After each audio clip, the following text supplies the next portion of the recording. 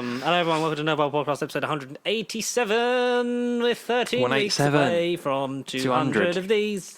Oh, Jesus. Wow. Jesus. It will be 4 years this year. It's amazing. Jesus. It's insane. It would have been a lot longer if, I'd have got my shit together earlier. But here we are. Continue evolving and adapting is what we do. Yeah. So I literally was, we're just, talking amongst yourselves, guys, because before we get into, nerdy stuff, all the, The regular shenanigans. Pop culture shenanigans. The events that may have happened in a galaxy far, far away, which we won't spoil as such because it's something. All I'll say about Chapter 6 of Boba Fett today is it's any Star Wars fans, maybe some's wet dream, believe it. Because if I told you, you probably wouldn't believe me, so... Believe it when you see it. Believe it when you see it. Just like Disney do to Star Wars. Bleed it dry. We're going to be talking about the Book of Boba Fett, episode 5, specifically, because I've seen that. And then Connor will give us some spoiler-free stuff on 6. A tease. And then as much as I can. Next week, we'll... it's going to be a bit of a spacey week next week because we'll sort of sum up the whole of the season of Book of Boba Fett and we'll talk about Moonfall because we're literally both clamouring to see that film. Well, it's the only film there is apart from Scream. Scream was like 2 weeks ago, about 3 weeks ago by the time this comes out, and it was just kind of like, there's not been a lot to see, if I'm being honest. Yeah. So you've only seen one film so far this year? Scream. Electrical Life of Louis Wayne with Cumberbatch. That was out New Year's Day. Was that any good? It wasn't. The trailer made it look as if it was about his story and cats. It wasn't about the cats. They came in the third act. Not the musical cats. Absolutely animals. not. Thank fuck for that. No, James Corden. No, Louis Wayne was quite a good drama about the artiste, and Cumberbatch plays him, and that was a nice movie. Yeah. Scream. And I feel like something else, but I can't remember what. I don't know. Is there something else? So I think like 3 films, and that's slacking. You would have seen at the cinema. Ideally Morbius, and then John Wick 4 if it was coming out in January instead of June 2023, but whatever. It weren't going to be out in January, but okay. It was out. It was May or June. Yeah. But John Wick 4, any week, guys, bring it out. We can wait. Yeah, just send it to Connor. Connor will just watch it now. I won't review it. I went to the cinema for the first time this year because I had some free time, and I was like, because I don't know if you still have problems with the app, because I did. They've updated it again, and it's even worse. Is it when you say update it? I think the Apple update, but only a couple months back. So Android, or whatever way it is, Android's behind Apple or Apple's behind Android. I don't know what. Yeah, let's have a little glimpse. In terms of update, so this is what mine looks like. Because I know. Oh God, no, I ain't got that. Yeah, so Android's behind Apple then. I can't wait to see that. So you've just got the first shit one that I had. So this was what we had. Yeah, I've still got this. Why is it not like that? Because it won't do the group thing of like if you're in a different group, it won't let you book the ticket. Oh really? This might let you do that, but also it just. On Now Playing is just every movie, but it's like... every single movie. Moonfall is top for films now playing, and it says opens in 1 day. Yeah, lies. Jackass opens in 2. Sing is the one that's actually out, and then you've got Uncharted, Death on the Nile, Belfast, which is actually on, Scream near the bottom, SpiderMan No Way Home, Nightmare Alley. So basically... It's a pile of shit. And also, it wasn't doing the location thing properly, so it was like giving me the Harlow one, even though the one I registered with when I first did it was like... well, when it said, like, originally it was like, pick your favourite, wasn't it? Or like, you knew. Yeah, so like, I picked, it was both the Harlow ones and then Stevenage and Enfield, I think I did was my range, because it's like, that's, roughly where I'll go. If I'm going to go, 9 times out of 10, it will be one of those. Yeah, absolutely. And I agree. When it was redone it for the group, it was like Stevenage, just because more screens and like, there's more 4DX and IMAX and equipment. Yeah. And plus, I don't mind paying because that's what we were paying a month anyway, normally, because it was starting $7.99 and then went up, because it's what, $18.40? Something like that. $18.40 a month now. And it's basically what it used to be, which is every single one but Leicester Square, and it's like, that's fine, because I'd rather do that than save money, but then I'm paying the uptake, because 9 times out of 10 I'll end up at like Stevenage anyway, because there's more on, and I can actually eat something before, after, or whatever, like if I'm like, having a day of it or whatever. And just more choice, like 4DX, like that's sort of the main thing. It is the expanded screen. Not do technology. that in the uptake. Connor saw Spider-Man No Way Home. just before New Year's because like he went up to his dad's.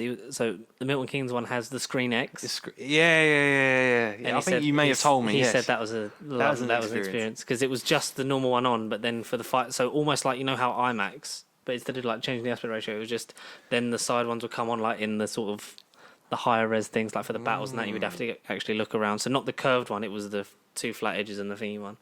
Okay. I don't know what the wraparound one's called, but I think there's only like one of them. Like the weird 360 Screen Z, Screen Y. Maybe, something like that. But we're excited for that. I did the quote on PC Specialist for because the lovely Thomas Steele gave me the spec, like the minimum specs I would need. But I upped a few of them just like, and at the detriment of I just won't buy a monitor from there. I'll just get that separately. So just for the like PC and that on its own, it's like 800 quid.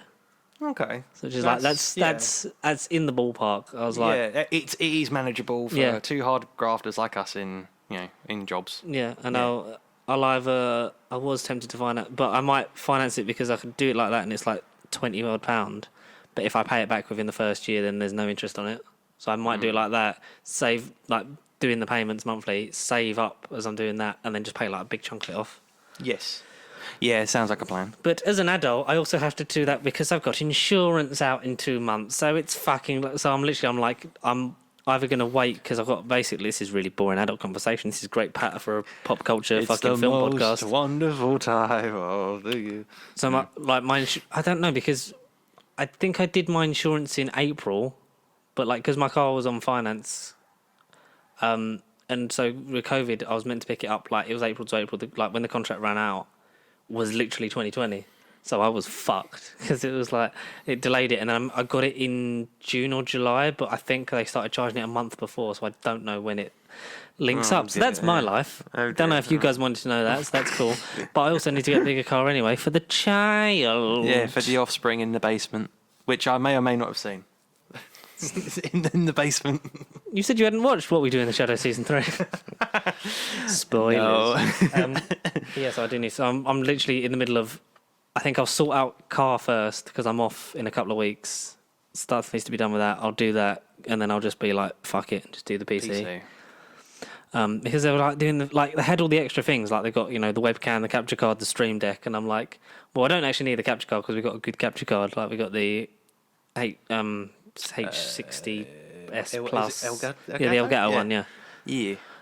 HD60. And I got the 4K one because I was like, we'll end up fucking doing it anyway, so it's fine. And it's like, I can pick up a keyboard and wired mouse like from anywhere. Like I can do exactly. That. No. And I could if I'm paying monthly on the computer, I could then just pay 100 quid for a monitor, and then do a second one if as and when I can do that. So yeah, that's technology-wise because I want to get to a point where I either trade that in or wipe it to a point where it's just there's fuck all on it. And it's either and it's just recording and writing, and then that's it. That is it. And then you've served your purpose, Mr. Mac. Yeah. 2017, man. It's on the edge. I might just trade it in at Apple because it's like 200 quid, and I'm like, do that, pay off some of the PC. I don't know. Fuck it. That's my life. That will happen someday. How's yours? Quite mundane. I'm still waiting for a laptop PC of mine, but depending on how my birthday goes, which by the time this comes out will only be 48 hours before, I may not have an update on that, and I might hopefully, like you, bite the bullet and just spend it on something. Not Apple, but something. Yeah, get something laptopy. Get a Dell one is quite a good one. I don't know if you follow Lozcast on No, I don't know. Instagram. So Lawrence McKenna from XO and other such things. Really fucking quality content creator. He did the advert for the new Dell PC, but obviously that'll be a lot of money. But a lot of those are quite good spec for just you want something to editing process. And then occasionally stick my USB. Not use my laptop. Naughty. Yeah, but not use the laptop for the USB. Get some files I need and shove them in my Xbox, and then that's the business. So you want to convert games and edit some things legally. Just to stress, legally. No, I never said illegally. I'm not fucking Inland Revenue, Connor. Yes. You just speak louder into this wire. Legally. Yeah, that's all I legit want a computer of some sort for. And you will get one after these messages.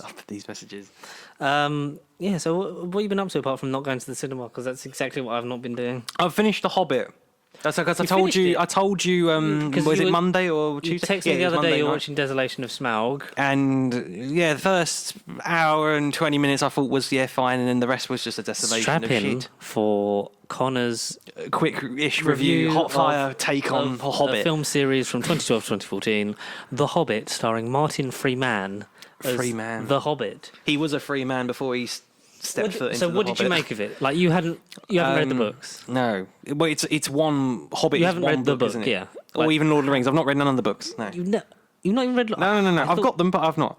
No. I got given them by my nan, and it is this big omnibus edition with all 3 books in one book. Is it? Yeah.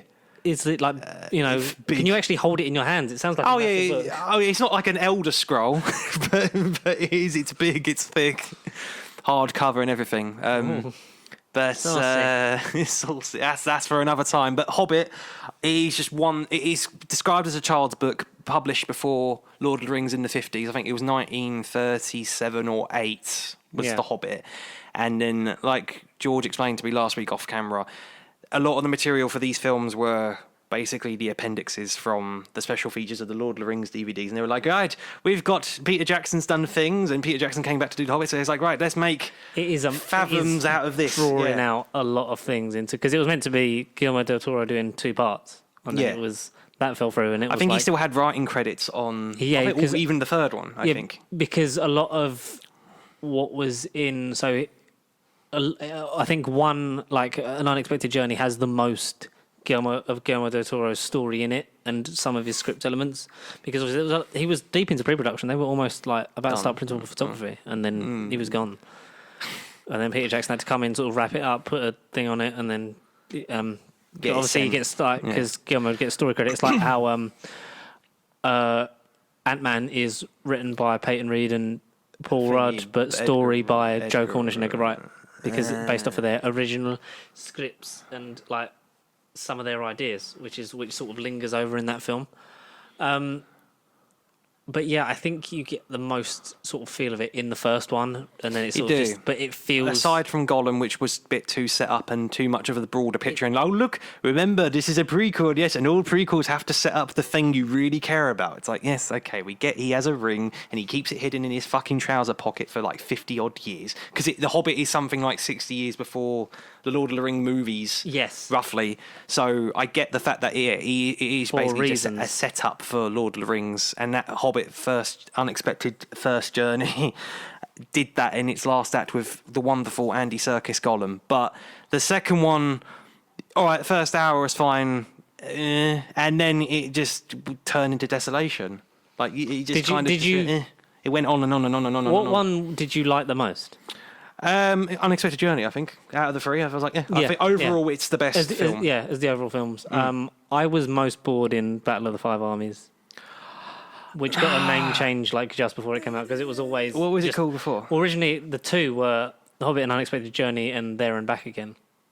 There and Back And then again. it was Desolation of Smaug, and then it was like, we should change the last one because it doesn't sound very exciting. And it was like Battle of the Five Armies, and it's like, it's just Richard Armitage looking amazing and being a fantastic actor, and go and watch him in all the Harlan Coben stuff, because he just loves to play a tortured dad whose wife keeps getting killed. Yeah. Or leaves him and is a stripper, but that's Stay Close. That's a completely different thing. And James Nesbitt keepps having sex with people, but that was just he was just. And doing they were both in it as well. That was very convenient. I watched Stay Close, and they're James both Nesbitt in and it. Richard Armitage are both in They're it. both in it. It's like what? Out of the 13 dwarves, and then they're both in it. It's like what a coincidence. Coincidence. Yeah, Five Armies. It was fine, and I cared about the central conflict, but it was just fine armies. It was just. Richard, foreign Richard Armitage and his fucking Arkenstone, which was his ring, being like, "Oh no, I'm corrupted." Richard Armitage. Don't you mean Rassilon in Big Finish? Wait, what? He voiced Rassilon. He's the current younger Rassilon in. I think it's like the War Doctor stuff. Like he was in. What? I didn't know this. It was like a couple of years ago. He like they were like, I didn't know. Richard Armitage as Rassilon is literally he's essentially.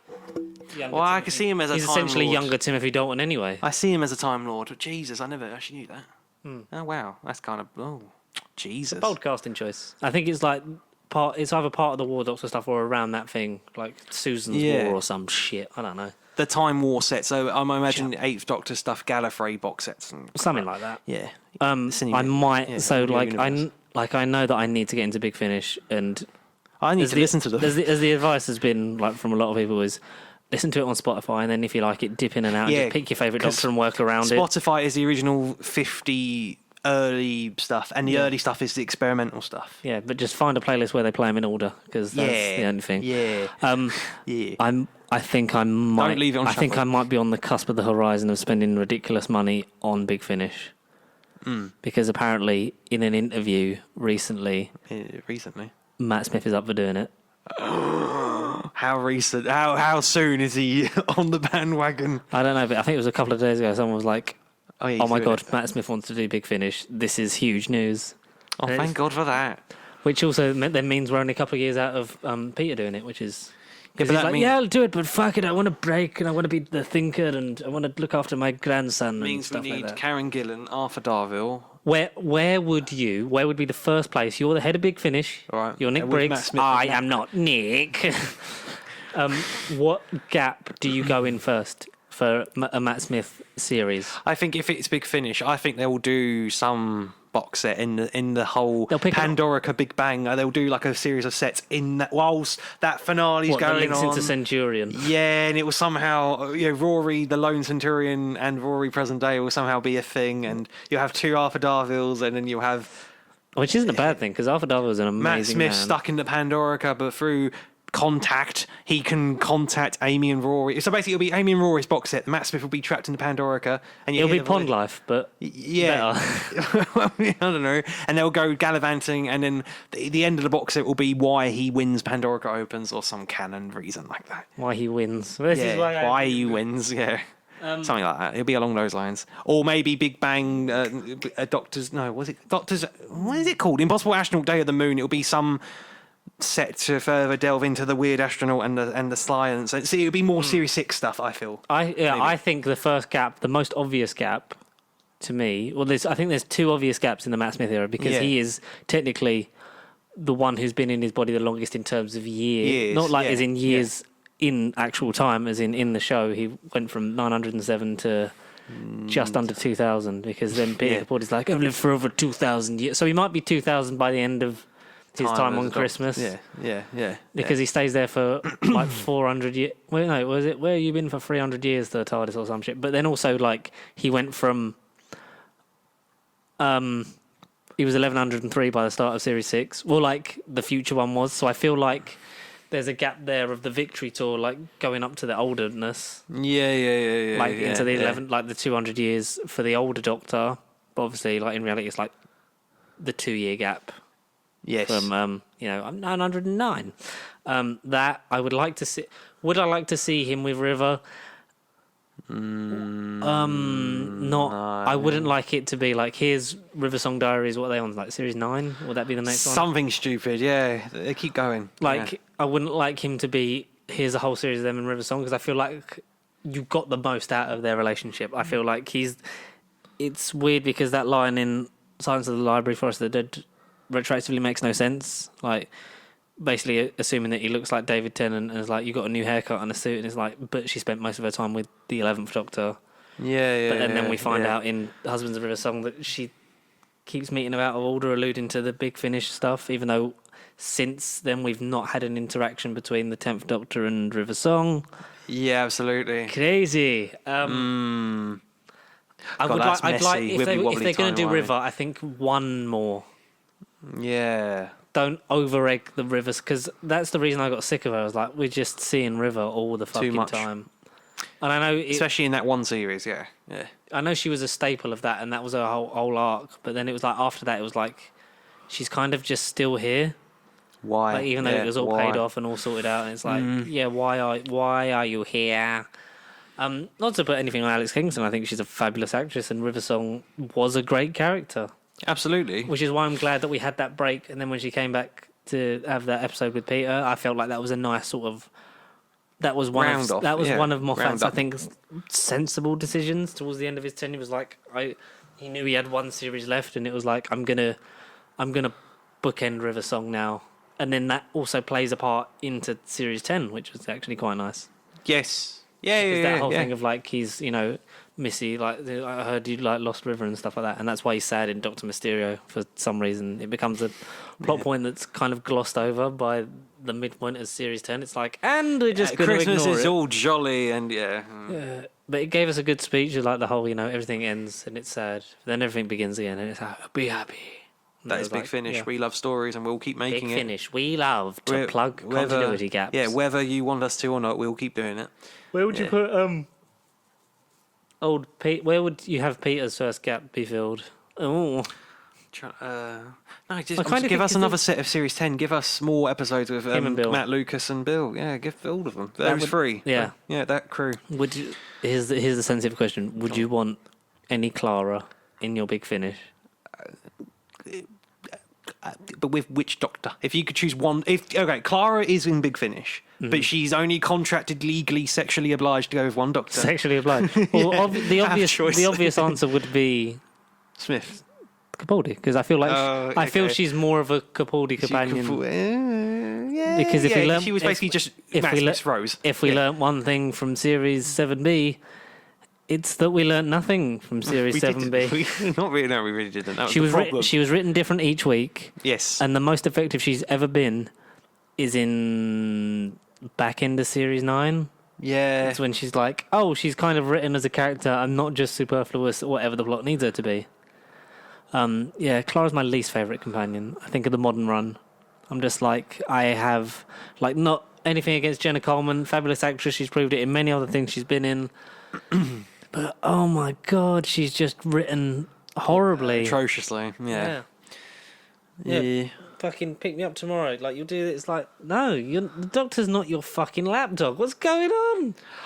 I felt the nicest I've ever felt about her is like, the fact that Series 9 was meant to be them at their peak, like their golden years, and then it's taken away from them. It was like in that acting in Face the Raven, I was like, I get it. Like I can appreciate Clara, but apart from that, no next. Thanks. Yeah, if you're gonna do a Big Finish, I feel like she's got such a complicated history that she would work for Big Finish. Like it's a gap that they would fucking love. Yeah, like and use it. But she'll be the next River. She will meet the other Doctors as different characters. The Clara and Me adventures in the Flying Diner or some ridiculous. Colin title. Baker in some weird cafe. Like a very egotistical young me. God. You don't even know what a me is, do you, me? Well, and then you have no one else in the scene, and it's just Colin Baker going senile. He's just talking to himself. Well, you see what we do to me, aliens. Oh man, because you know what? I love the best thing about the collection is the trailers, like written and directed by Paul McTeague, who should be a fucking showrunner at some point, or at least come back in Russell's era, because he clearly has a love and appreciation for the show and can actually write classic Doctor Who. Like he's the person. Like I love how retroactively I wish they'd have gone back and like done a proper Series 12 trailer like that, because we had like I think even the season 19 one was like not like that, and then season 18 was the Galaxy Tours with me, and then it's like we've had the 7th Doctor appear back on screen with was it with Mel? Yeah, Mel, because was Mel. the weird like on the aeroplane Paradise Tower Express tour or some shit, wasn't it? It was like a weird space version of Dragon's Den, and then he like takes his coat off, like, Doctor, and then you had the Ace stuff. But like I really enjoyed the Perry thing with if you watch the trailer for the season 22 one, like, I think I actually did. No, it's like the bit with Perry, and like it's in the place where they film most of like series 1 to like 6, like the thingy room.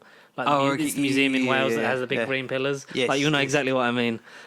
Platform 1, like that. That's it. It's like they're in there, and it's like talk about the Doctor, and then like the TAR disappears, and then like goes off, and it's like like this is that brief feel of that's Perry. That's petty. That's petty. And like I don't remember what the Horns of 911 was, but that was a sick. Like the trailer's just so good. Yeah, they are. They are good marketability, and in their trailers to sell the set. Short in universe, really, isn't it? Yeah, that's what I mean. Yeah, but they say Paul McTeague and like whoever. They add the in-universe twist to it, where you're a fan, you know this shit, but it's a nice continuation of some sort for these old actors and actresses reprising their roles briefly in like a 5-minute trailer, but it's nice because it is, like you say, canon, I guess, to them. Yeah, it's their almost it's like perspective. the Five-ish Doctors reboot, sort of bit of fun, but it's like, oh, this is happened. these guys in character. Yeah, it happened. My favourite one is still the season 23 one, Where where it's like he's in like small claims court and like he's just going off on one. It's like, this is just small claims court. Like, it's not, you're on trial here. And it's like, then he goes into the bit like being held up. It's like, and it's Nicola Bryant. It's like, what are you in for? And it's just marrying Brian Blessed. It's like, and she's not even in character as Berry. It's just her as Nicola Bryant. It's like, oh, this is great. This is a lot of fun. Marion Blind Blessed. Try saying that 5 times fast. I'm looking forward to season 22.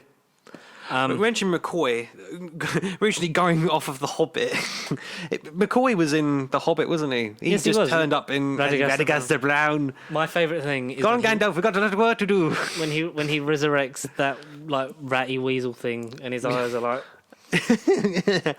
warping into himself. Big finish. You will have an epiphany. Bananas are an excellent source of potassium. Favorite line from the Simpsons movie. Okay, what else really happened this week? We've had some things, I think. Desolation of Smaug was shit. Battle of Five Armies, yeah, it was a bit of a boring battle, and it was just Richard Armitage going crazy because the script required him to. But they kind of teased it with Smaug, Smaug, Benedict Cumberbatch, great. But why did they end the movie the way they did? Only to have him rectified in the first 10 minutes. That was like the first red flag. I was like, hang on. Did you like Luke Evans being in it?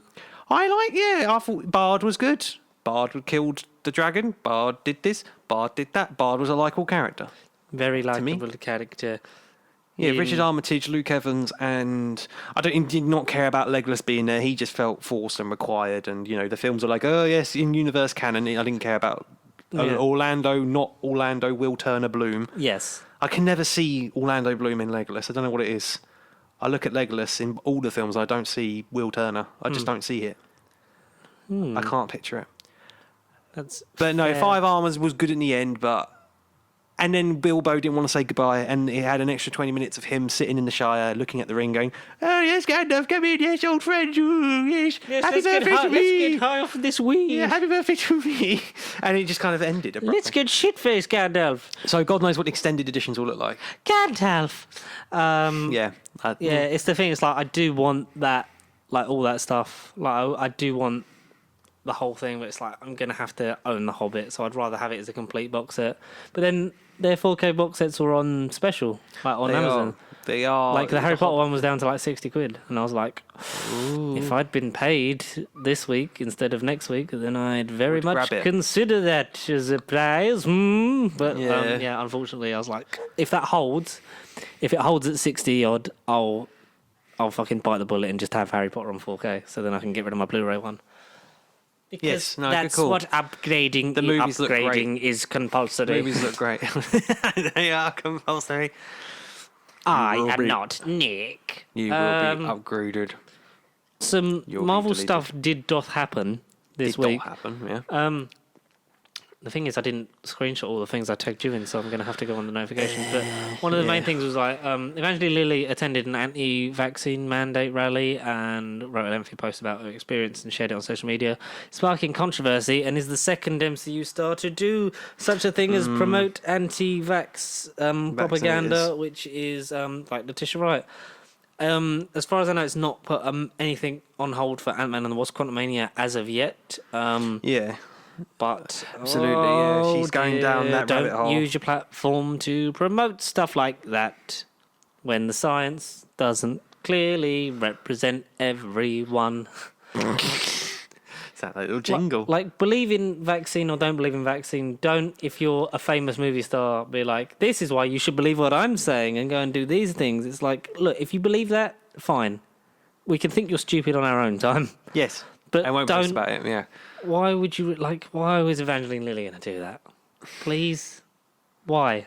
Why the fuck? Get the fuck. Get the fuck out.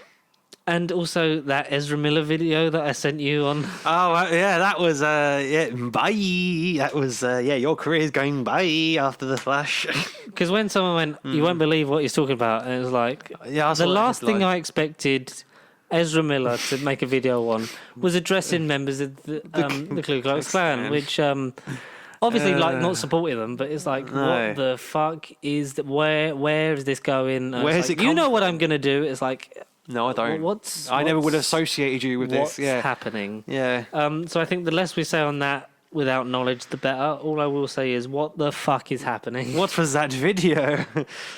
Yeah, what was that video? Yeah, Ezra, what were you doing? Basically addressing, like, I think it was some stuff that had happened with one of some of the members in it, and they're which, the group's a pile of shit anyway. Why does the Ku Klux Klan exist?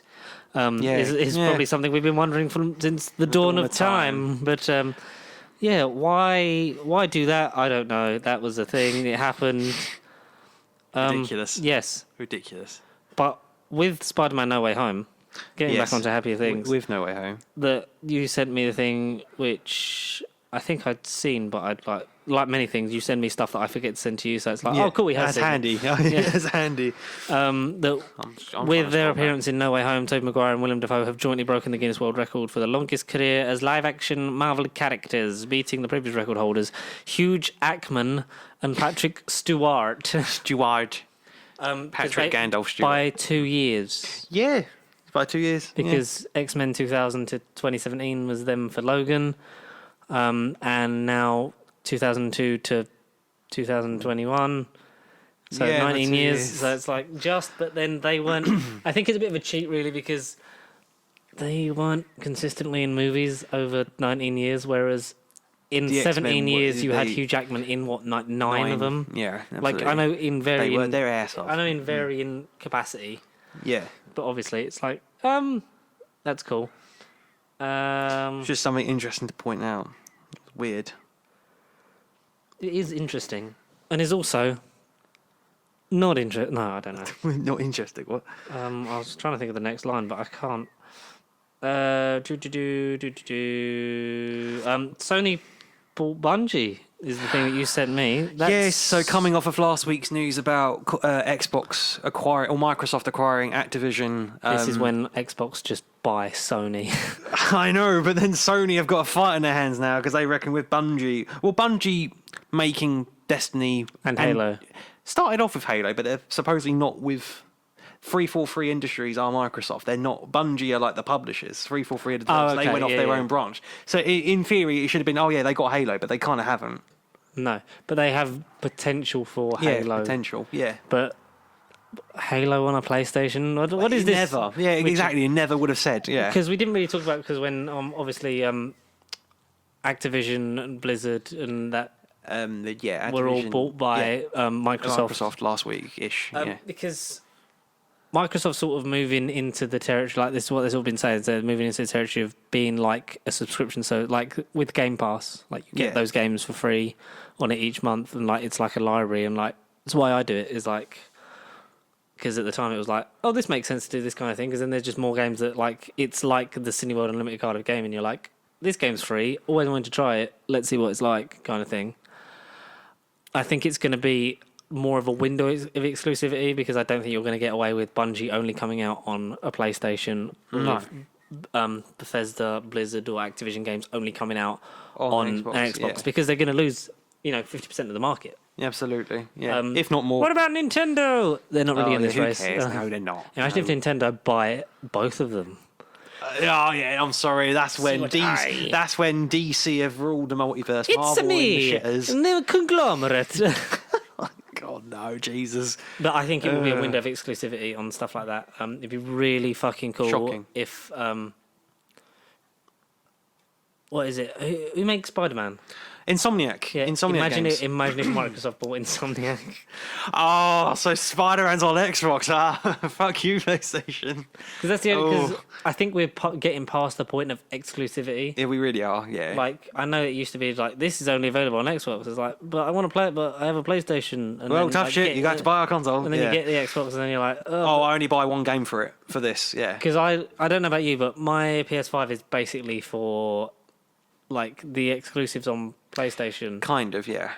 And the rumoured backwards compatibility that may or may not have been leaked the last couple of weeks. If it's legit, I'll see how it goes. Yeah. It'd be good if it's the one component I feel like Xbox have, regardless of what franchise they own and what company they have. Xbox and the backwards compatibility program have. It's always been it's always been a thing. Yeah. It's it's why I like advantage. I still have my 360. I've still got the One. Yeah. Well, no, my original one. I've now just got the One X, and I've got the Series X, and it's like I'm at a point like where I wish I just want to be able to play them.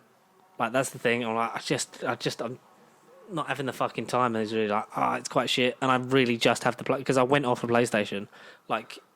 The time, like about 2013, is when I bought an Xbox One and sort of went off my PlayStation because I had the PS4, which I've still got, which I need to sort of fix and get rid of or whatever. But I only went back to PlayStation just because I was like, I really do just want to play SpiderMan. And is that worth 450 quid? Economically, no. Yeah, in terms of my happiness, yes. Yeah, it is. Yeah, so I'm PlayStation for the exclusives, and then everything else that's available on both. I'm literally playing on. Yeah. Because gamer score is more fun. It is. Feeling an achievement is more right than earning a trophy. I mean, I'm not bashing trophies. It's just achievements and the whole. I like them. That's where my addiction started. It was like doing Heavy Rain like on PS3 and nearly getting all of them. But then I was like, I can't be fucked to play this again. I've played it like 7 times. Yeah, exactly. Yeah. Was that where it actually started for you? It was with Heavy Rain. Yeah, and then I was like, and the whole time wondering, like, can I get everything on it? A Lego game to 100%. And then my first one was Lego Marvel Superheroes on Xbox One. And then you're like, right, I've got to do them all. Yeah. And now it's like, because I've been playing Lego Marvel Superheroes 2 and like getting quite a lot of them in there, and I'm like, I'm gonna fucking 100. Now that once I find the groove of a Lego game, then I'm like, then I just zone in on it and just fucking hammer. Yeah, but, the achievements there. I need to do that with like Lego Hobbit, which I've got like 2 achievements on, but I had it like start that now. Yeah, 2014, 2015. I think I got that because that was either on gold or discounted with gold, and then. But it was also like you got to gather materials. And I didn't have enough materials to like build the bridge, and then instead of looking for them, I just went and I give up. Enough, yeah. No. But now I've done that, I'm like, I do want to go back and finish it. Lego Star Wars: The Force Awakens, I still need to finish. And in preparation for the Skywalker saga. I do because that's the thing. I want to do the Skywalker saga because I'm going to get that because I did the complete one. Did that. Yeah. Clone Wars 3. Yeah. Lego Star Wars, the Clone Wars. Sorry, still haven't finished. And it's like fuck, and I need to go back and I need to purchase Indiana Jones 2. The only one I haven't played, but I've got is Pirates of the Caribbean. Purely because I haven't watched all the movies. I really enjoyed that. I really did enjoy. I think that was one of the strongest ones. It's one of the last ones with mumble mode, which is coming back for the old. I mean, that's great. At least you could hear the. Ooh, I am your father. Yeah, Luke, I'm your father, but in mumble. Yeah. Like Harry Potter. I did both of them. Love them games. Nick, we haven't really talked about gaming so far this year. There's apart from the Spider-Man 2, there's not much I'm really sort of like banking excited for. Yeah. I didn't even buy FIFA last year. I was like, wow, yeah. Because that used to be a thing of like, I'll have that on whatever, but then it was like, no, most of my friends that have it are on PS5 now, so it's like I just have it on that. But is it not cross-platform? Because that's a trend that's happened the last couple of years across the whole. Don't matter. I don't think so yet. I think it will happen. Don't matter what platform you're on, because you can play these games through cross-network and cross-play and stuff, which is amazing and good and kind of solve the conflict we've all had 10 years ago. But it's 10 years too late because now we're all because when we're old, people playing depressed. This, yeah. Because that's the thing. Like, I was depressed when I got rid of my PS3, but it's like I don't use it anymore. Exactly. That's the problem. Getting the bottom line for it. It's like it's fair enough. I had fucking so many games with the PS3. I do my main names this year. Fix the PS4. Get rid of that. Get a bit of money for it. Maybe get rid of the One X either this year or next year, and just have it then of just the new ones. Yeah. But then it's like because it gets to a point where it's like I keep them for the sake of it. Like I've still got my PS2 somewhere, like in my loft. Like I would have loved to have kept the PS3, had all of them. All of them, yeah, it gets to a point where there's no point trading it in because you're not going to get anything for them. But then it will come back around of like, oh, I love this retro gaming shit. But it's like realistically, when am I going to get a chance to play on 8 different consoles. Well, that's the Like problem. I've still got the Switch that I play every now and again. Like it's mainly for travel now. It's like if we're going on a long journey or like we're going away somewhere, like we'll take the Switch, and it's like it's perfect for that because that's what it's fucking built for. It's great. It is, yeah. Admittedly, it is. But because basically we've moved everything around in the other room because obviously we were in this room and then with the space with the room's bigger and then working out good because you can, got to fit a fucking child in it. So that's cool. So we moved everything around. So like where my unit is now on the wall, like, and we do want to get rid of that. So like I haven't plugged my PS5 back in Since August.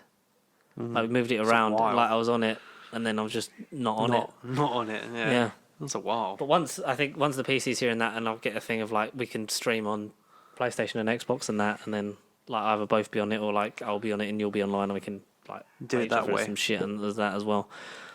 But it's just about getting because like that's not been properly plugged in apart from when we watch fucking Disney Plus shows. Disney Plus, really. Yeah. It's the only thing, but that's cool. It's great. This is great. Amazing. We're literally talking production on a budget about just our lives, really. What else? So Marvel are apparently planning a trilogy for Secret Wars. There's rumours that... well, I feel good. Well, hang on. Secret Wars or Secret Invasion? Is Invasion part of Secret Wars or is that different? Wars. Secret Invasion is... Yeah, with the scrolls and stuff. Is the TV series. Which isn't part of this trilogy or nothing to do with it. Secret Wars, if my memory serves me, is like the two factions. Like, because you've got the Secret Avengers. You've got sort of like the underground Avengers fighting against like... The cosmic-y people. Basically, like... It's not like the scrolls of there's a big threat basically, and let me see if I can get the thing up for it. But apparently, rumor is it that the MCU are planning on doing a trilogy of movies around Secret Wars. Yeah, it's like having the Secret Wars be a trilogy of like a story. Oh, okay. So where we get Secret Wars Part 1, the secret is a secret. Secret Wars Part 2, the secret's no longer secret. And then Secret Wars 3, secret's out, bitches. Marvel Superhero Secret Wars, commonly known as Secret Wars for short, is a 12-issue American comic book crossover limited series published in from May 84 to April 85. Series written by blah, blah, blah, blah, blah, blah, blah, blah, blah. What's the main fucking premise? Plot summary. There we go. Cosmic entity, the Beyonder, you were right. Mainstay, fascinating presence of Earth, and the battle world and shit like that. Amid the chaos. Originally, where SpiderMan got the symbiote. Heroes. Beyonder then declares, "I am from the beyond. Slay your enemies, and all that you desire shall be yours." Heroes include the Avengers. So who would you cast as the Beyonder? Not to cut you off. Who would you cast? Because I think he was in the 90s cartoon. I think they did Secret Wars in like one of the last seasons. And I think they did sort of depict a Beyonder on the screen, but I don't know who the hell you'd cast. The Beyonder. What does the Beyonder look like? John Hamm. John Hamm with long hair. No. John Hamm with long hair. I honestly... Oh, Matt Berry. Matt fucking Berry. You say that, but... That's what I mean. Can you imagine if Matt Berry was... I think that would be a role that would just he would relish. Now, Avengers, I'm not going to fucking tell you how to do this, but if you kill each other, then I can guarantee you all the riches in the galaxy. Who is that? I'll just put Beyond MCU, but who's that? Is that anyone you know? I don't know. That's a man in a white suit by the sea.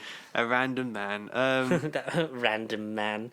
Man. Yeah, so a sequel was true. I think it's a big enough story that it would warrant more than one film. Maybe not just here's the Secret Wars films. It would be like the plot that would run through. Because that's him in the cartoon. So that's what he looked. That's how I picture it. So Matt Berry, John Hamm with a bit of facial hair, the Mandarin a little bit. I don't know. You'd cast. I think John Hamm would be a good. As we just we only push for John Hamm and Matt Berry to be in things now. Yeah, yeah. I think that's the best episode of Toast of London Ham on Toast. I think that was my favourite. Yeah. I mean, I haven't finished Tinseltown. I did episode 3 this morning. What are you thinking of it so far?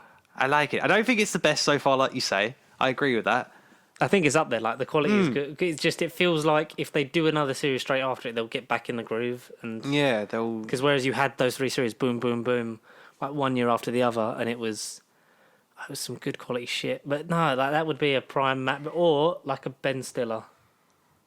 like a comedian that you wouldn't expect to be a bit serious, like that kind of thing. Adam Sandler, would you cast on? No. No. Okay, simple no. No. Because you say comedic serious. Have you seen Uncut Gems? That was because we were talking about that last year, weren't we? Like Uncut Gems, like he's great in that, but every other film Adam Sandler makes the same shit. He does, and I'm sick of it. So get him as the Beyonder and change it up. Fuck off. This is what we do in our world. Because he does that stupid voice shit. It's like, what the fuck are you doing? Do something different.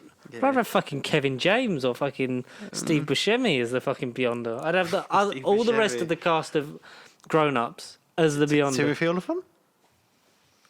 Timothy Olyphant would be suave. Timothy Olyphant, I hope, also is back in Boba Fett at some point. You hope. Yeah. I'd like a Cobb Vamp fucking just a reference of like, it's that ghost. That guy. That guy who stole my armor. Or if not, he'll definitely be in Series 3. I think. I like because Timothy Olyphant was just. Oh, I know he's going to be in Series 3.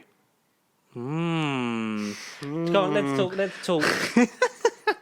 As best as I can. Let's talk Book of Boba. I mean, you guys would have seen it by a come out, so forgive me stumbling, but like you guys would have seen it. Episode 5 that we talk in spoilers, and and then episode I'll 6. Try and touch upon 6 as lightly as possible. I don't want to overflow. Well, we say episode 5 of Book of Boba Fett, but it was the Book of the Mandalorian last week. Essentially, Mandalorian episode 17. Yeah, chapter 17. Yeah. The Return. The Return of the Mandalorian was the name of the episode title. Yeah, it was called that as well, wasn't it? Yeah. And like seeing that, it was like, oh, that's cool. And then you basically have. It was just that when I sent you the message of oh shit, and you were like, oh, what did you? I said Book of Boba Fett. It was just that opening shot of the and he goes through the curtain or the weird plastic thing, and it was like, oh. And it's weird how we got to that point of like, oh, this is where we are. We're here. Like we're excited for this character to come back. Yeah. Like I love it. Like I love The Mandalorian. Like it's a great show. It's the best thing to come out of the Star Wars Disney merger. Oh, absolutely. Yeah.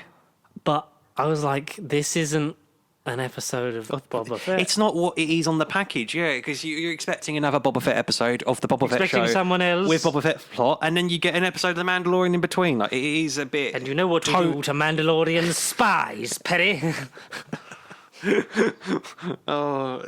Recast Nicola Bryant instead of Ming Na Wen. And recast Colin Baker as Boba Fett. There's 3 rancors in one pit, makes for a rather egotistical young lady. Like when Bib Fortuna, like Fortuna. When Bib Fortuna got killed, like what's happening to the leadership on Tatooine? Change, my dear. And it seems not a moment too soon. Let's talk about credits. Imagine Colin Baker with the Tuskens doing the tribal dance and stuff. Imagine what is this? Baker with those scars in a Bacta tank. I love how that was the excuse for the the prosthetics of like, and now we don't need the prosthetics because the scars have healed, but the scars on the inside will take more time. It's like, emotional layover. I like this. It's a thing. Yeah, what are we talking about? I don't fucking know. Boba Fett in episode 5 with the Return of Mando, where Pedro Pascal, assuming is the guy in the suit. Because you got up to. Did you get up to without jumping ahead of the episode? I basically seen like the bit at the beginning where like he has like, I can bring you in hot.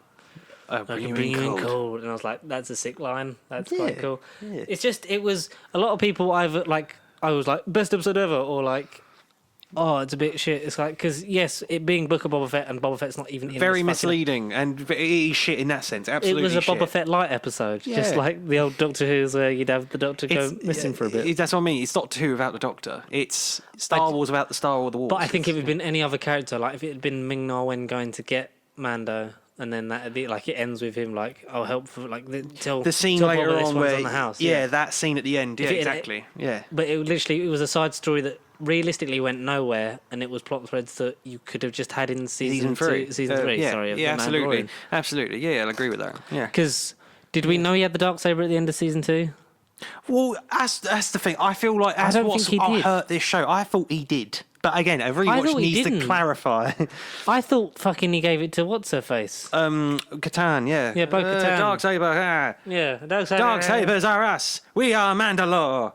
It might have been that. I don't know. Literally, like in the first couple of minutes, like he's been burnt by his own Darksaber and he's limping, and also like his fucking spear's been melting down by the armor. It was like, he's weak. You can't have the Beskar be like a weapon because it can pierce through the armor. So we'll have to forge into something. He forge it for Grogu, and it's like. And she ties up the package so it looks like Grogu, and he takes the second to just appreciate it, and it's like, oh, he misses his friend. It's like, I'll be back to help. We miss him too. I'll be back to help, but like I've got to see, like, pay a visit to a little friend first, and it's like, oh yeah, that's he is. Good. Yeah, and like confirm. Does he? Don't confirm or like. I won't confirm nothing. Maybe confirm or I will deny not this. confirm nothing. Just, like by your soul. A lot of the theory going around is, does he get Luke to teach him how to wield the Darksaber? Who? Grogu or Boba? Django Mando Fett. Yeah, Mando. So Mando's going to get taught by the ways of the lightsaber combat. Yeah. I'm totally throwing what you've said. So yeah, Luke is going to teach him how to fight with a cool lightsaber. Is that happening? Maybe. Whoa. They may or not be. May or not be. May or not be. They may exchange a look. But Mark Hamill might have been on Disney Plus this week. Under the helmet, Boba Fett's giving him the eyebrows. Oh yeah. Yeah. Oh yeah. Bow, bow. That's series 3. I think that's going to happen in series 3. It didn't happen this week. Like he gets fault because it's like, my ancestors built this Darksaber by a grumpy guy who's like, as soon as he's giving that funny turn of the head, because the performers in the helmets is like, to convey so much without your face is great. It's a real challenge for any actor, to do that. But you feel like with Mando, not just in this episode, but the whole duration of the 16 episodes before, like he really did sell it. But that guy like challenges for it and then he loses it. Pre-Vizsla, But then has he got it again? He got. What do you mean? I won't lie to you. I don't remember. Like, because that's something I didn't remember. It's like now you cast out because you're no longer a Mandalorian, and it's like.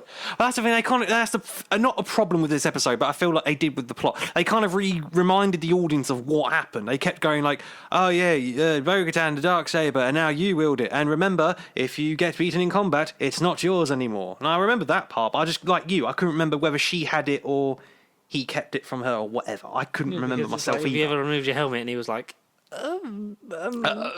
technically I did. It's by the code. He was like, technically I didn't remove it in season 1 because I got blown up. Someone did it for me, but I removed it to say goodbye to Grogu because fuck me, I love that little green bastard. And I mean, who doesn't, right? Disney Plus subscribe. When I gave him to CGI Mark Hamill stunt double, I took off my helmet to say goodbye and he stroked my cheek and I cried like a little boy. And I haven't seen him for 2 years. 2 whole years, goddammit. God, we got that in the same. We got season 1 and season 2 in the UK in the same year. Like that is a blessing. We somehow did, yeah, we did. That was Jesus. Yeah. Fuck you, America. No, I'm joking. Let's keep making good stuff, and Jon Favreau keep being fantabulous. Yeah, save Star Wars. Save Star Wars. He already has. Yeah, he saved it. Save it again. Just keep saving it. Keep saving it. Just like every time it wanders near the edge, like, oh no, back this way. No, back this way. Don't go to Luke's academy and Grogu's going to die in Jedi. Spoiler-free thoughts on episode 6. Spoiler free. Do you want me to kind of give you a bit of a synopsis? Yeah, give us the synopsis. So, based on conversations in episode 5, alluding to the friend, he may or may not travel to somewhere that may or may not be Dagobah. You will go to the Dagobah system. Well, okay. It's Star Wars and expanded media like to make new planets. It's not Dagobah, but when I saw green trees, I thought, it looks a bit clean. Do you see a young Adam Driver lookalike Ben Solo? Okay, the Jedi Temple that Master Skywalker is. Oh, so they full on just do like the old expanded media, like he's running the Jedi Temple. Well, not yet. It's in construction. Does he have any students? No. Just Grogu? he may or may not be the first, and that's And without the jumping last. to the episode. Yeah, exactly, because that conversation may go somewhere next week. It may not. Really? Yeah, it's a bit of a weird. Honestly, it's a weird circumstance of events. But the last line of the episode, yeah. But Okay. essentially, Mando goes to the attention of seeing his old friend, like the hashtag best-selling toy in all of fiction. Grogu. He's alluding to that. Does he meet him? I'm not revealing. Does he meet Luke, Mark Hamill, or his stunt double? I'm not revealing. Does he meet anyone? Does Mandalorian have a conversation with anyone on screen? Is it? Well, unfortunately, yes. Is Boba Fett in this episode? Yes. Thank fuck for that. And so is Mina Wen, and so is the Huts? Pike Syndicate. Huts? Well, no, because we saw them say goodbye a couple episodes ago, where they were outside the door and they were like, "Oh, we give you this gift in exchange," and it was the dead Rancor, and Danny Trejo was the trainer. That was kind of them saying, "Yeah, we're in this show now. We're fucking off to Ahsoka or Mando Series 3 or something else." Jesus Christ. That was them fucking off. So no, they're not in it. Essentially, Boba Fett's bit of this episode is gearing up to next week's finale, where they're all going to go down with the Pikes, and they're going to have a big I fight. will go down with this pike. I will put my pikes up and surrender. Mos Eisley may or may not get a visit or two. Uh-huh. But then who is in Mos Espa? If you remember that place. Oh, fucking no. Oh, no. No, Someone? okay. Is it Darth Vader? Is Darth Vader there? Is Yeah, it? he's dead. Is it Obi-Wan Kenobi? Well, he died like 20 years before in universe. Yeah, they might. I don't know. Maybe he had a clone. I don't know. A clone. Yeah. But who's to say that Luke Skywalker's stunt double die isn't like Darkside Luke? Do you not remember when, like, in the expanded media, like, Luke Skywalker had a clone? Ben Skywalker?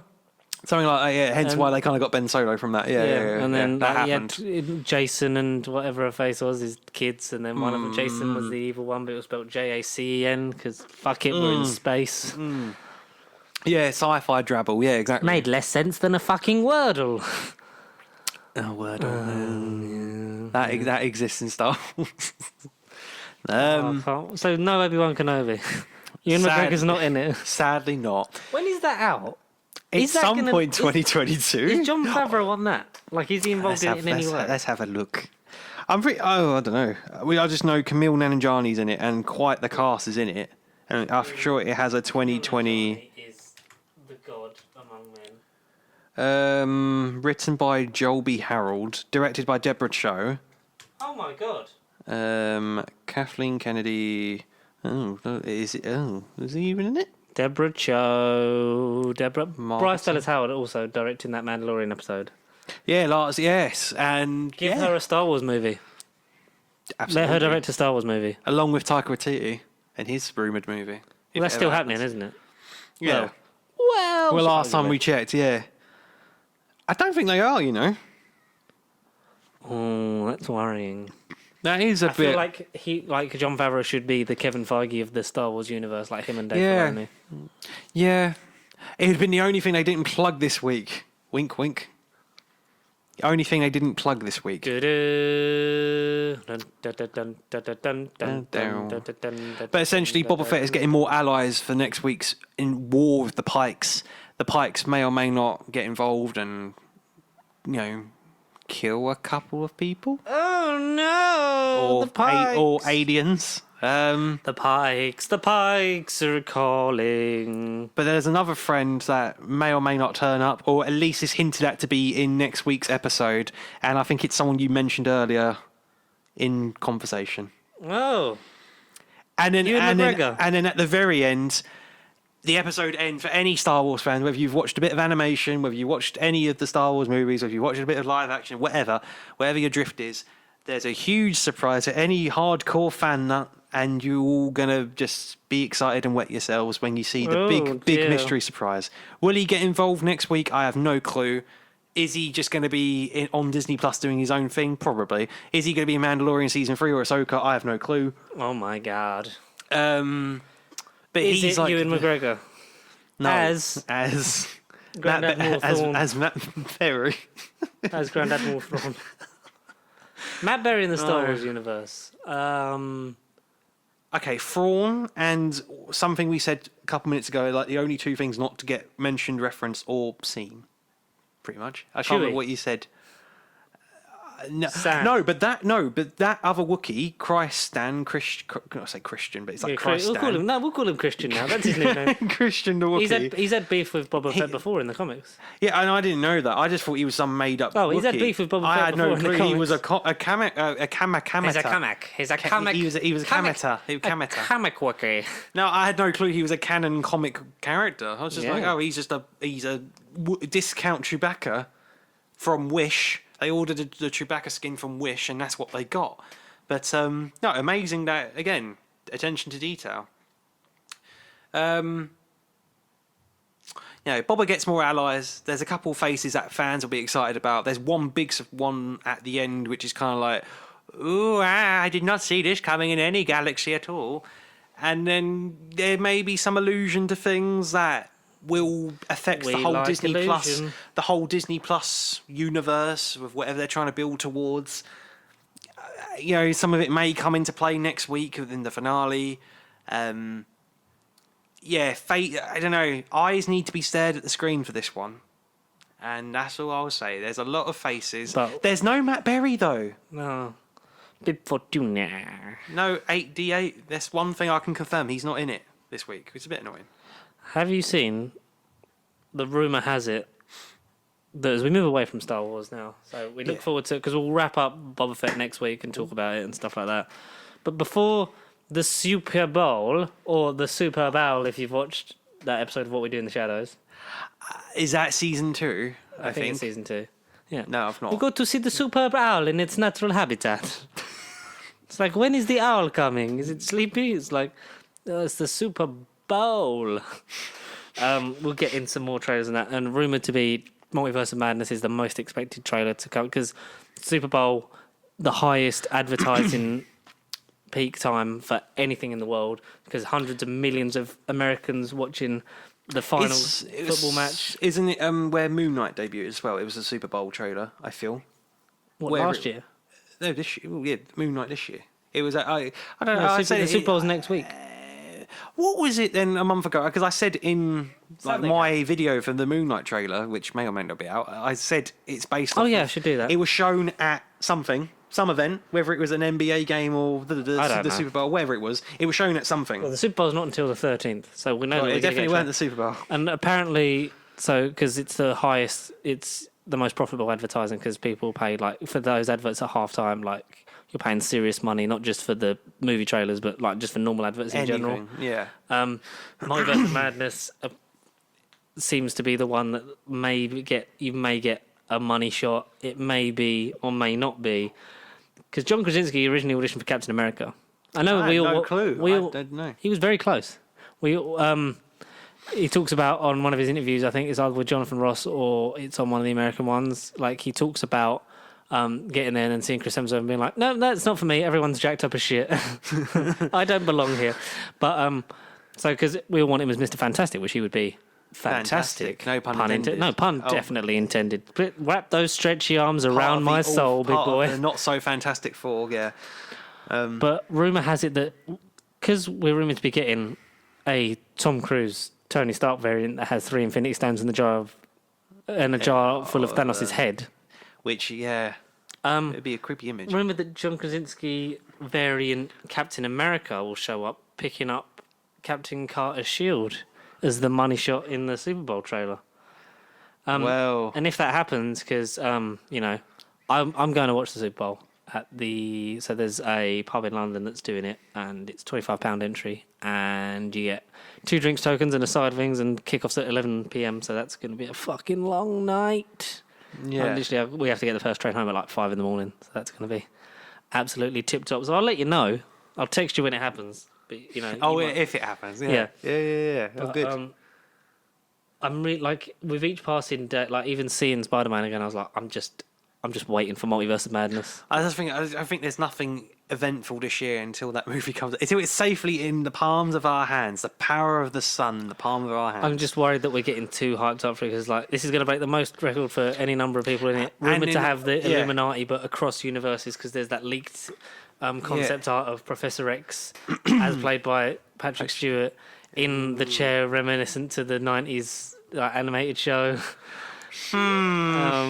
Being arrested by Ultron bots is like that's extremely comic booky. Yeah, I'm like. But then aren't they also the only sort of downside as well? It was advertised or billed as the first MCU horror movie, but then recently in some sites and stuff they've changed like the description and the genre to like action adventure with horror elements or something. I think it was always that it was never going to be a full-on horror, but it was going to be more like horror elements and like going from Scott Derrickson to Sam Raimi, like two horror directors anyway. So it was going to have more of a horror taste. Still rumored to have 3 different versions of the Fantastic Four. And Doctor Strange himself. Some fighting, like 3 Doctor Stranges. Some fighting with, some fighting against Doctor Strange.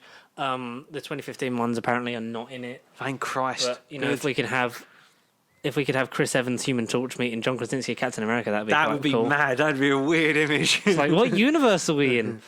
That would be the best. Like I want it, but I also like. I don't want them to take the wrong thing from because it's very Sony.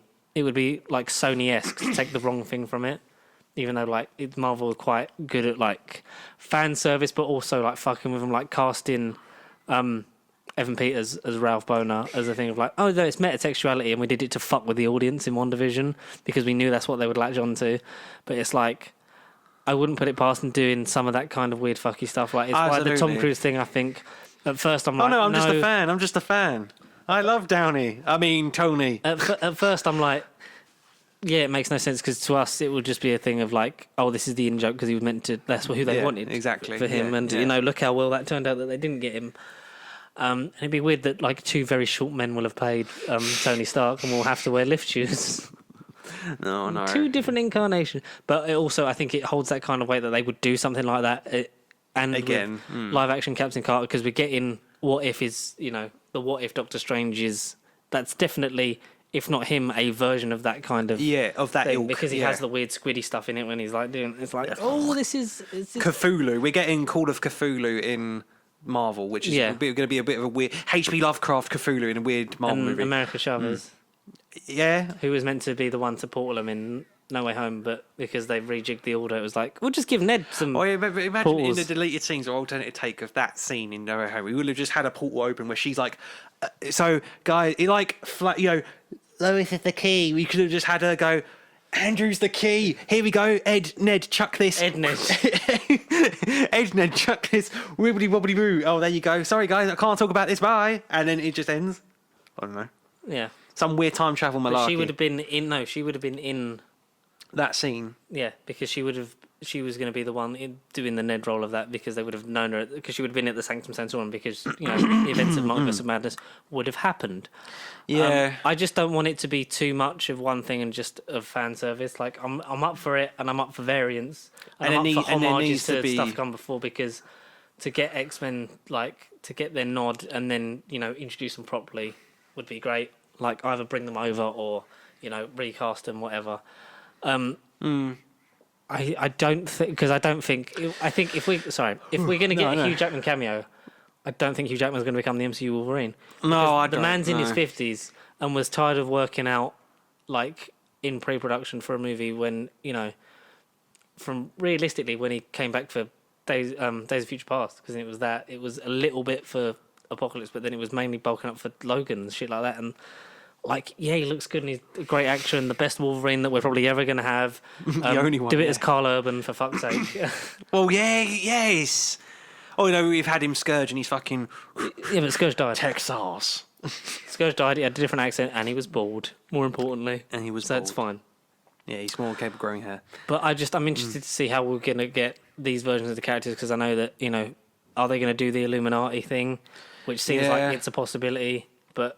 The Illuminati do you think would hold weight if they were all the versions of the MCU characters. Is Black Panther involved? I know Black Bolt is. Is Black Panther Black involved? Panther's involved, I think, In some capacity in the comics. In some comics. In the comics, in some versions, but more so like in like recent adaptations, I think. Just because obviously, like being like on one part, like the leader of one of the most powerful nations on Earth in terms of technology and the people, like it makes sense. Like because it's so Doctor Strange, Professor X, Black Bolt. Mr. Fantastic is sometimes in it. Yeah, I thought he's one of the Doctor Strange because of power and Latvian shit and like magic. That. Yeah, and so it's like because what I was going to say, I wouldn't want it made up of like different. Like here's Wesley Snipes' blade on the Illuminati thing.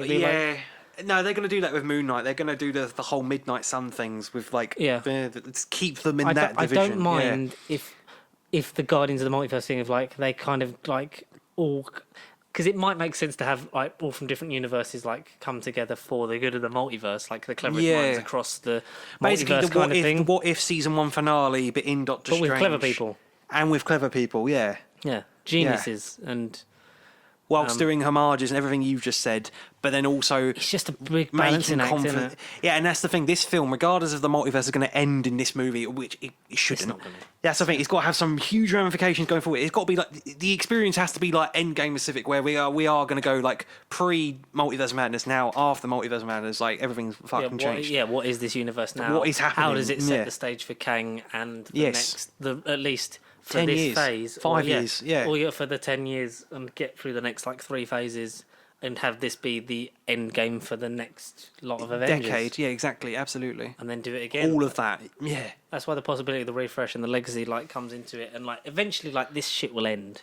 But like, all good things have to come to an end, yeah. But I think years from now, and that's how you keep doing it and keep refreshing it, is like you keep like having Disney buy everyone for one, but also be like, do it. You tell these stories with these characters, and you go cover every possible edge, and you get it out as soon as you can. But like, I'm really excited for it, but also like I don't want it to be overstuffed. I want it to be, like it's said to contain the most Marvel characters. More than Endgame. And Endgame had a lot of fucking people for a movie. And it worked because we were so invested, because we've grown up and watched the because of the build-up. Yeah, exactly. And I don't just want it to be like, here's the 2005 Fantastic Four, here's the 2015 Fantastic Four, here's all the different versions of the X-Men. Look, there's McAvoy and Stewart. Yeah. Ryan Reynolds' Deadpool, I think if his involvement's in it, I feel like he's going to be a post-credit scene. That's what I mean. He can't be in the movie. Hey! Yeah, hey! Can you believe this shit? I'm here too! Yeah, exactly. Now, I know what you're thinking. Is Deadpool 3 going to actually be called Deadpool 3? Well, here's Kevin Feige to explain more. Like, if it was, Deadpool and in Kevin Feige's office. Right, yeah. Like, I was going to say, it's someone in a Kevin Feige's mask. You're doing Moon Knight and shit like that. Like, when you're going to actually, Where's the Midnight Sun? When you're going to introduce the best thing about... Where's Wesley Snipes? Why isn't he on screen yet? Imagine Deadpool with like Mahershala Ali's place, like calm down, Wesley Snipes. That's what I mean. Calm down, Wesley Snipes. Man, or if he says he's in if it was that kind of thing, just be like, you said the line. It's like, well, some motherfuckers always trying to waste skid uphill, like some shit like that. Or like Deadpool says it, and like Blade's just like, oh, yeah. I watched Blade. I watched Blade 1 this week. It's discount Jon Snow. Yeah, exactly. And what happened to the guy in Hawkeye? I swear he looked like you. I can't believe you brought back Wilson Fisk just to fucking murder him. Or did you? The only thing that's disappearing more than those people in Endgame is Charlie Cox's fucking hairline. It's not. He looks great. He looks great. Yeah. He had a high hairline anyway. It's just because he's got short hair. It's like people are like, "Oh my god, he looks like shit." It's like old. It's like, well, that's what happens when he hasn't been in Daredevil since 2018. Yeah, that's what I mean. It's been 4 years. Yeah. Fuck me. Jesus. We'll round off in this episode with a bit of a tale from Sing 2. So have you seen Sing 1? I did see C1 a few nights ago. Yes. Sing 1, yeah. Oh, sorry, what did you think of Blade when you actually said you watched it? What did I think? Yeah. I enjoyed it. Taron Egerton to me didn't sound like Taron Egerton. There was only Blade. like a couple. You just said you watched Blade. I forgot to Sing. Fuck. No, we'll go to Sing in a sec, but I forgot to ask you how you thought of Blade. I'd already seen Blade 1 a while back, but I rewatched Is it the 4K version? Yeah. Is it just the one, or do they have the box set? No, unfortunately, it's only the first. Unfortunately, I should at least bring 2. I think they'll do all of them, especially after. I think especially in the build-up to the new one, they'll re-release probably. The ones.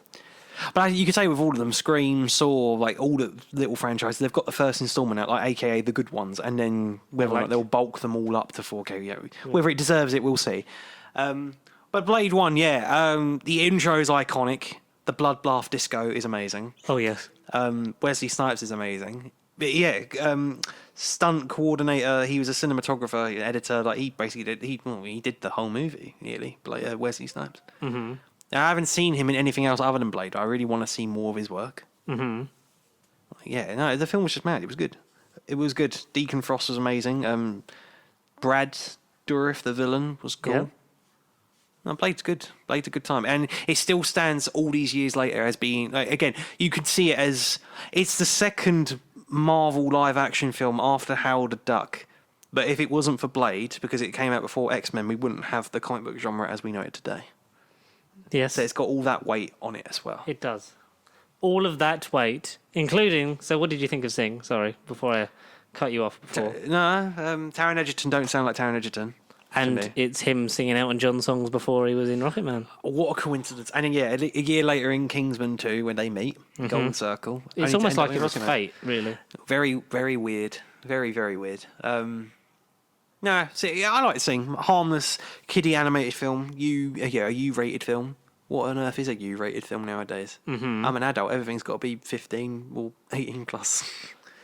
Animated films I don't watch a lot of, but it was just nice. No, Sing was nice. It's nice, simple, switch your brain off. I'm curious to see where this second one goes. Yeah, I'm looking forward to it because my niece loves the first one. So Mike the Mouse from Sing, the one played by Seth MacFarlane, is not in Sing 2. So I thought I'd end on this cliffhanger. Much akin to we're bringing it back. We're bringing back the cliffhangers. Much akin to the AI script from Batman. Okay. This is just a bit of it's fun, but it's fucking dark as balls. So there's a TikTok trend. It's like, whatever you do, don't Google what happened to Mike in Sing 2. So the story coming from the director, like, why is Mike the Mouse not in it? So he's not in the character's not in the movie at all? No, because he's not. Seth MacFarlane's never been like announced as a cast member, not on any of the promotional material. The character's not in it. That's a shame. But, so ultimately, the director truly points to the fact that Mike is gang raped and killed, hitting home a message about greed and class struggle. Now, people who love this amazing character searching to know about confirmed news, but there is no official statement arrived from further story of the movie. So that is literally the story saying that Mike the Mouse is dead because he was too greedy. And he got cancelled. Yeah, in a kids' movie, he's literally gang raped. Yeah. Jesus Christ. So that's apparently what happened in that. So we'll end on that, ladies and gentlemen. Thank you very much for watching and listening to this episode of Nerd Bible Podcast. A U-rated episode. Yeah, with a shocking twist conclusion. What have you guys thought about Mandalorian so far? Get in touch with us. The Book of the Mandalorian Fett, Chapter 6. What was it? The Stranger in the Desert, something like the episode's called. Ooh. I'll leave it at that. Yeah, that's The Stranger in the Desert. Something in the desert. What do you think of the Book of Boba Fett so far? Have you ventured to the cinema where there's nothing really on apart from films that came out last year? Yeah. Still haven't seen Kingsman. It was on at like 9 o'clock, and I was like, "Fuck that! I don't want to stay." Fuck that Sky High. You can fuck that Sky High. I'll watch SpiderMan No Way Home at 6:45, and that's what happened. Good, nice. Get in contact with us and tell us all those things at PageStube across Facebook, Twitter, and Instagram. And if you want to email those questions, quibbles, quandaries, and quotes? Question mark? Quotes. You can send those, Connor, to nerdbiblecontact@gmail.com. Yes, and / Mos Eisley Cantina. Yes, or Mos Espa, whatever it is. Mos Espa. I don't know. Bib Fortuna. Get in contact with Bib Fortuna, and don't forget to like, comment, subscribe if you've not done so already. What is left to say is thanks a lot, and we'll see you next week. Yeah. Ciao. Yeah. When we're going to talk about the moon next week. Are we actually? The moon? We're going to talk about Moonfall next week, so get your Moonfall questions. Not Moon Knight. Is that a cinematic crossover waiting to happen? Moonfall and Moon Knight. Maybe. Who knows? We'll see you next time. Thank you, everyone. Goodbye. Sure. I say may the odds be in your favour, but that's not anything related. Say something Star Warsy. No crossover happens in this episode. It does not. Mm-hmm. yeah, that's it.